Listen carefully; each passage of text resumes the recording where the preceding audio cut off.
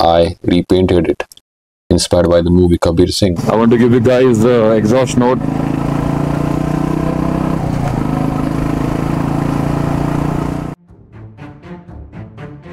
Hello guys, welcome to the channel. Royal Enfield Classic 350. Words fall short when it comes to describe this legend. It's not just a bike, it's an emotion. This machine started a revolution in the Indian motorcycle scene. Ladakh, Goa, Manali. The journeys are endless. It showed us just how beautiful India looks when explored on two wheels.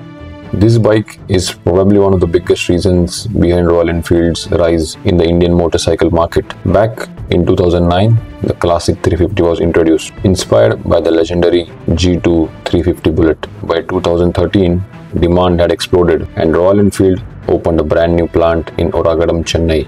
More demand meant more production, which meant more sales, and that led to the foundation to what we see today. The Himalayans, the Interceptors, the GTs, the Hunters, all built on the legacy created by the Standard and the Classic 350. Both these bikes, even after 15 years, make people crave for that thump. Today, the Classic 350 probably has the most factory color options of any bike in India. Amazing that, isn't it?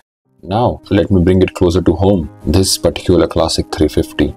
It's my dad's bike, bought by him in 2013. Watching him ride it, he looked like a living legend on two wheels. Every time I sat pillion, I couldn't wait for the day I'd grab the throttle myself. In 2018, when he thought I was legally and physically capable of riding this bike, he handed the keys to me. Honestly, the first ride was very scary. I thought it was way too heavy and I wasn't sure if I could handle it. But that feeling of turning on the ignition and listening to the thump was way more than enough for me to keep riding that bike again and again and again. It was like a kid who had got a brand new bicycle. No matter how many times he fell off it, he would still paddle it. Not to forget, that was the first time I was riding a bike. In 2019, inspired by the movie Kabir Singh, I repainted it, giving it a kind of rebirth. The single-seater setup looks absolutely classy. Let me know in comments if you want to know the color name, and I will be happy to share it with you guys. Fast forward to 2025 and it's still a head-turner and a timeless masterpiece.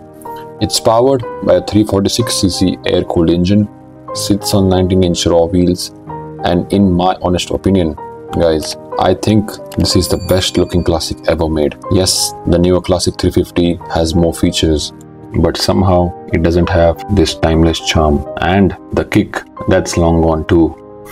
Which brings me to an important question. Is the Classics 350 still worth owning in 2025? Let's take it for a spin and I'll tell you what's good, what's not, and whether it still holds its ground on the roads today. Hello guys.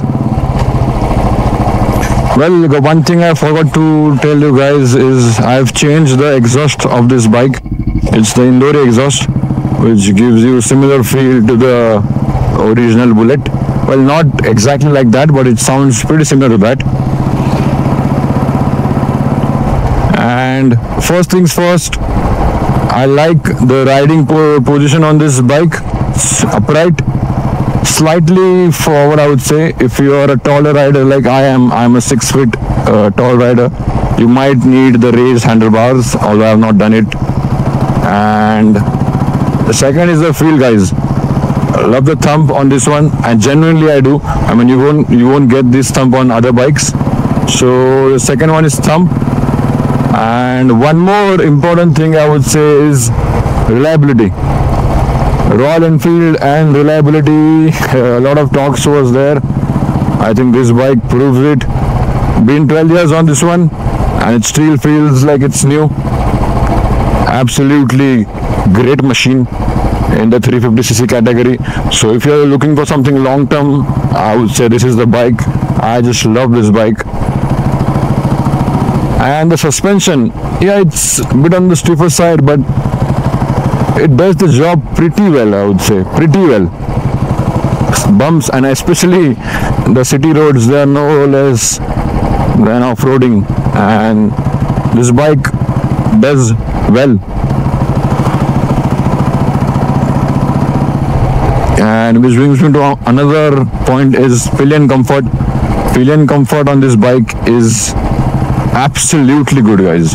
It's so good. It's so good. I mean, it's hard to find such good comfort on other bikes in this category. Yeah, there are other bikes, but it feels so. If you are a couple or two guys going somewhere, this is your bike. But I have something here to say, especially to college guys who are just newly started riding and want that speed, that flickability, that zap. This bike does not have that zap. It's a machine. It's a heavy machine, around 200 kgs, so it won't corner, it won't go that quick as you would want it, but it will give you that chill vibes, and that's what I think is a lot more important on the roads. You drive calmly, you just chill, don't go too fast, just chill. So in the speeds of, I would say, up to 60 kmph, that 40 to 60 kmph, I mean, it's a sweet spot for this bike in the city. On highways, I would say 70. Above 70, this bike vibrates. It vibrates a lot. I mean, you can feel it everywhere, and you won't even feel like going above 80 kmph on this bike. But I would say Indian roads are not meant to go above 80. Yeah, if the highway is absolutely flat, a long stretch, you can go above 80. But otherwise, I would say this bike just does the job everywhere. Mileage is nice, 30 to 35 kmph on average, which is very good, I would say. I mean, what more do you want?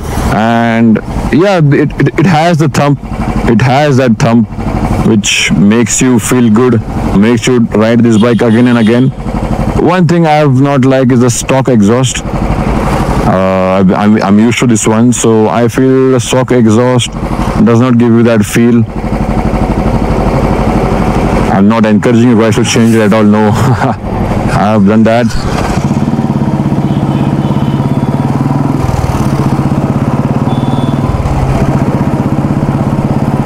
Heating, yes, this bike does hit, especially in traffic where the bike is at a constant speed of maybe 5-10, just moving on foot. Bumper to bumper traffic, this bike does heat. So if you travel in heavy traffic every day, going to office in heavy traffic, I mean, this is not your bike. If you have some free road where you can just rev it, go at a constant speed of 30-40, then it's a good one. Weekend rides, early morning, late night, or just traveling around the city, even highway, this bike does it absolutely well. This particular bike, now I would say it has the ammeter, which I have not found useful at all, but yeah, they've changed it with the fuel gauge. So yeah, that's one thing that Arya has done well. And this bike, it has a kick, as I've mentioned, so early morning this feels good, especially when the battery is down. Kick is your dear friend.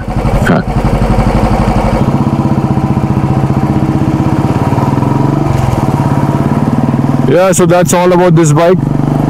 Coming back to the question, is it still worth owning in 2025? Absolutely yes. It still has that timeless charm. It still has that aura.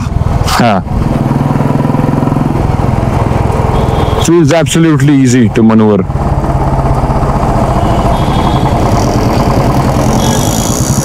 Let's try to rev it a little. You can see an empty road. I want to give you guys the exhaust note.